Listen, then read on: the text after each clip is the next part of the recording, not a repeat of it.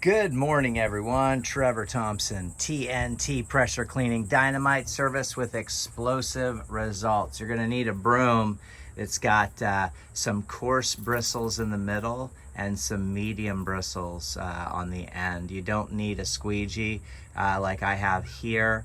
It does help to push occasionally, but you're going to need at least a good, 2-foot, 18-inch brush.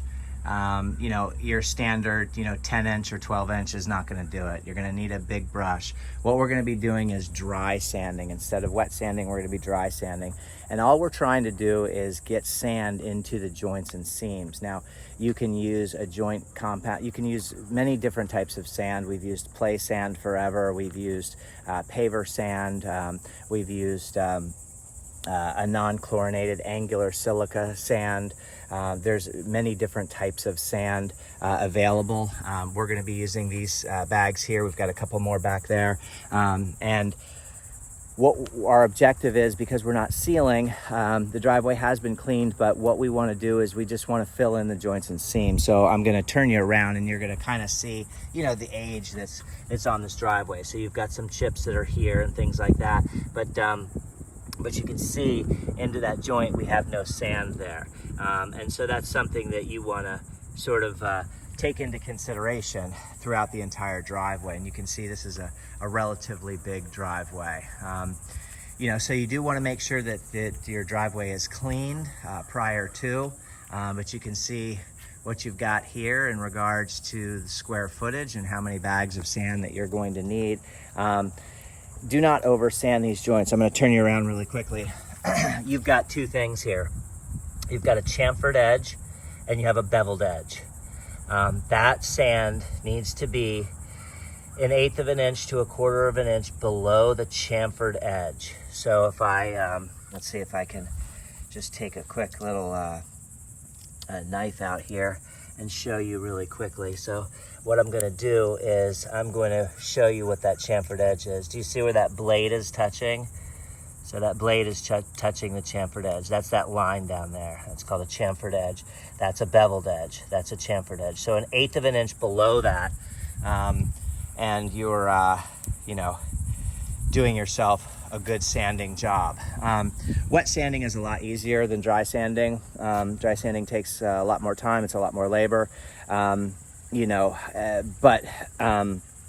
we're going to do a light mist afterwards to get the sand to settle. And everything has been cleaned. I'm going to turn you around really quickly here and you can just kind of see sort of what I'm talking about. I'm going to take a quick photograph of that for my records here. So if we go 1 foot off here and we just go straight down, I just want to show what that looks like before and what that's going to look like after. We have a walkway that leads all the way through here.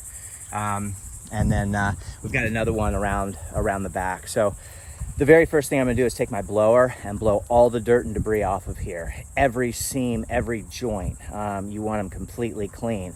And then I'm going to lay small piles and begin the process. There's a technique to it.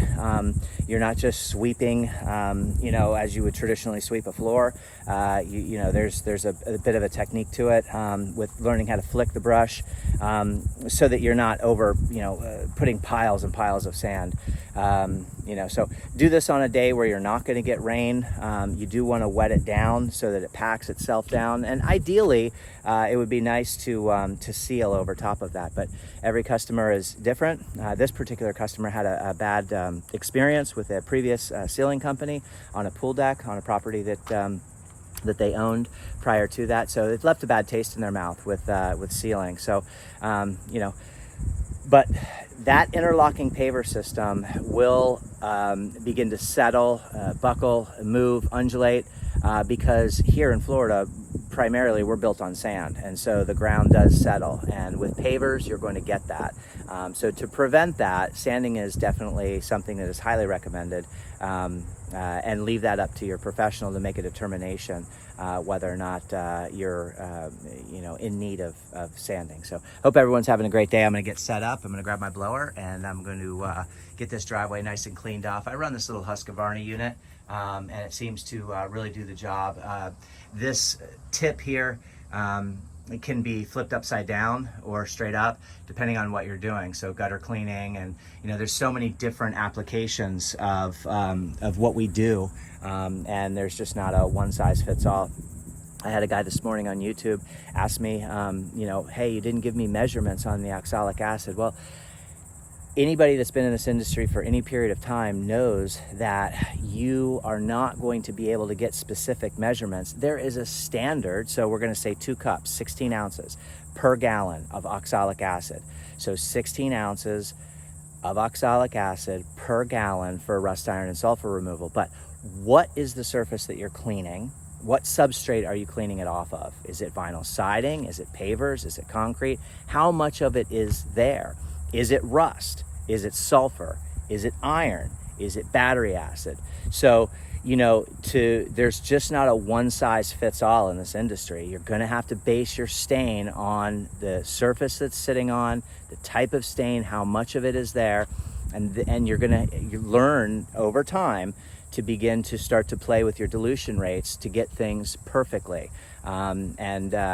Unfortunately, there just isn't this, pressure washing 101 guide that can help you, just be the extraordinary pressure cleaner right away.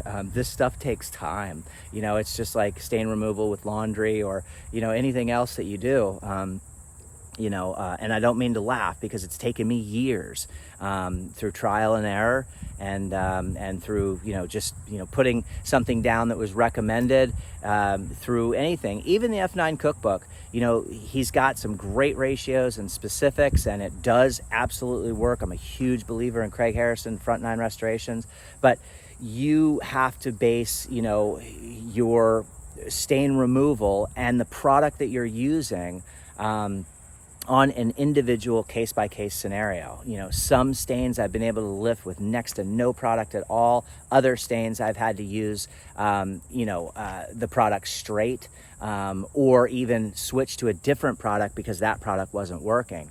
So, you're gonna run into that quite frequently out here. Have a great day, keep cleaning, and take care. This is going to be a paver sanding job, done with a broom, a blower, and a lot of labor, and that's kind of what you want to get those joints and seams filled up there, and that's pretty prevalent throughout the whole drive, front foyer, walkway, and we've got one more patio in the back. Take care, everyone. Trevor Thompson, TNT Pressure Cleaning Dynamite Service with explosive results.